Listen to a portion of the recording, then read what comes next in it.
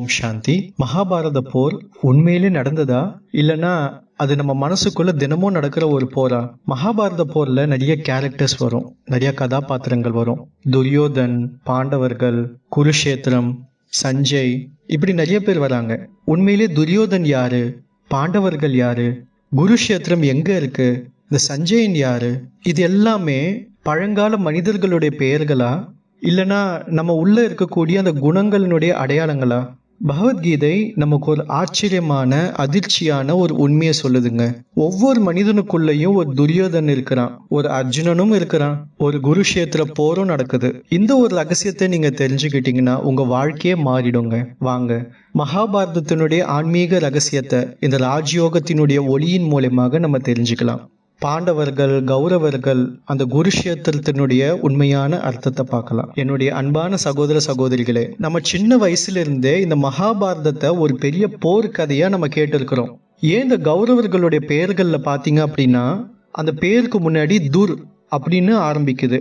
துரியோதன், துச்சானன், துர்முகன், துர்மதன்.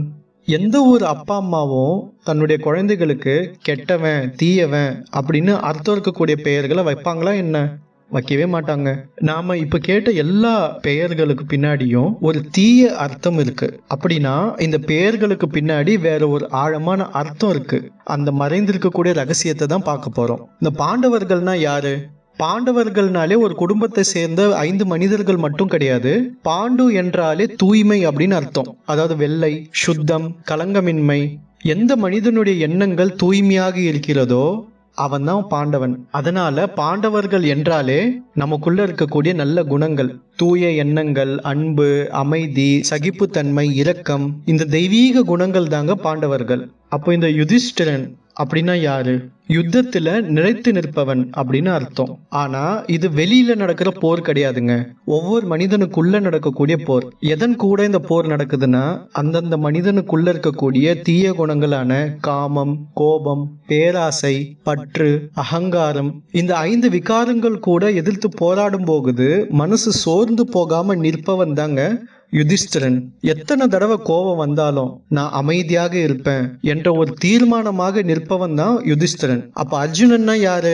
அர்ஜுனன்ற வார்த்தைக்கு அர்த்தமே தூய்மை, பரிசுத்தம். மேலும் இறைவன் கொடுக்கக்கூடிய ஞானத்தை ஏற்றுக்கொள்ளக்கூடியவன் அப்படின்னு அர்த்தம். கீதையில இறைவன் ஏன் அர்ஜுனனுக்கே ஞானத்தை கொடுத்தாரு? ஏன்னா அர்ஜுனன் தான் ஞானத்தை கேட்க தயாராக இருந்தான், தன்னை மாற்றிக்கொள்ள தயாராக இருந்தான். இறைவன் சொல்லிக் கொடுக்கக்கூடிய அந்த ஞானத்தை தன்னுக்குள்ள கிரகித்து தன்னை மாற்ற தயாராக இருக்கக்கூடியவர்கள் தான் அர்ஜுனன். அப்ப நம்ம எல்லாருமே யாரு? அர்ஜுனர்கள். அப்ப பீமன்னா என்ன அர்த்தம்?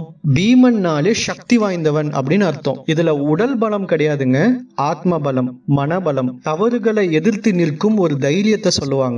சோதனைகளை எதிர்கொள்ளக்கூடிய ஒரு சக்தி, இதுதான் உண்மையான பீம சக்தி. அப்ப நகுலன் என்ற வார்த்தைக்கு என்ன அர்த்தம் அப்படின்னா உடலினுடைய பற்றுதல்களை குறைத்து கொண்டு ஆத்ம உணர்வில் வாழ்பவன்.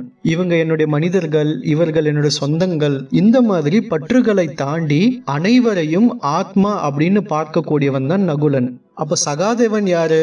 இந்த தெய்வீக செயல்கள்ல ஒத்துழைப்பு கொடுக்கவன் தான் சகாதேவன். அதாவது சகயோகம் செய்பவன், உதவி செய்பவன், நல்லதை மட்டும் செய்ய நினைப்பவன், மற்றவர்களையும் உயர்த்த நினைப்பவன், அவன் தான் சகாதேவன். அப்ப கௌரவர்கள் யாருன்னு பார்க்கலாம். துரியோதன்னா யாரு? நம்ம கிட்ட இருக்கக்கூடிய பிடிவாதம், நான் சொல்றது தாங்க கரெக்ட் அப்படின்னு நமக்குள்ள ஒரு பிடிவாதம் இருக்கு இல்லைங்கள, ஒரு அகங்காரம் இருக்கு இல்லைங்கள, அது தாங்க கௌரவர்கள். அப்ப துச்சாசனன் யாரு? அந்த துச்சாசனன் அப்படின்ற வார்த்தைக்கு அர்த்தமே என்ன அப்படின்னா தன்னுடைய மனதை கட்டுப்படுத்த முடியாத நிலையில இருக்கக்கூடியவன் தான் அப்படின்னு அர்த்தம். கோபம் வந்தா அப்படியே திட்டி பேசுறது, அப்புறம் வருத்தப்படுறது, இவங்க தாங்க துச்சாசனன். அப்ப இந்த துர்முகன் யாரு? கடுமையான வார்த்தைகளை பேசி மற்றவங்களுடைய மனசை காயப்படுத்துறவங்க தாங்க துர்முகன். அப்ப துர்மதன் அப்படின்னா என்ன அர்த்தம்னா அகங்காரம், அகந்தை அப்படின்னு அர்த்தம். என்னை விட பெரியவங்க யாரும் கிடையாதுங்க, நான் தாங்க பெரியவன் இந்த உலகத்துல, என்னை அடிச்சுக்க ஆளே இல்லைங்க அப்படின்னு ஒரு அகங்காரத்தோட யார் வாழ்றாங்களோ அவங்க தாங்க துர்மதன். அப்போ இந்த 100 கௌரவர்களும் நமக்குள்ள இருக்கக்கூடிய 100கணக்கான எதிர்மறை குணங்களினுடைய அடையாளங்கள். சரி, அப்ப திருதராஷ்டிரன் யாரு? மகாபாரதத்துல திருதராஷ்டிரன் ஒரு குருடனா காட்டியிருப்பாங்க. அப்ப உண்மையான குருடு எது? கண்களால பார்க்க முடியாதவன் கிடையாதுங்க. எது சரி எது தவறுன்னு தெரியாதவன் தாங்க.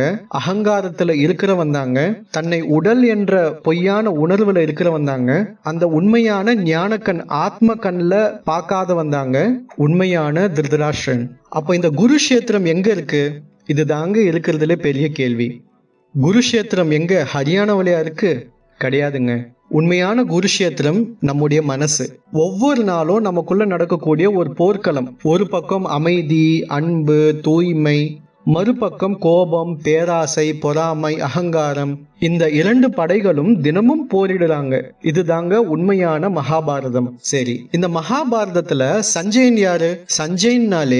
சஞ்சயன்னாலே என்ன அர்த்தம்னா உள்ளே வெற்றி பெற்றவன் அப்படின்னு அர்த்தம். அதாவது தன்னுடைய புலன்களை வென்றவன், விகாரங்களை வென்றவன். அப்படிப்பட்ட ஒருத்தவனுக்கு தாங்க தெய்வீக பார்வை கிடைக்கும். எது சரி எது தவறு, எது ஆத்மாவினுடைய உண்மையான குணம், எது தேக அபிமானத்தினுடைய குணம், எது செய்யணும் எது செய்யக்கூடாது, இப்படி தெளிவா பார்க்கக்கூடியவன் தாங்க சஞ்சயன்.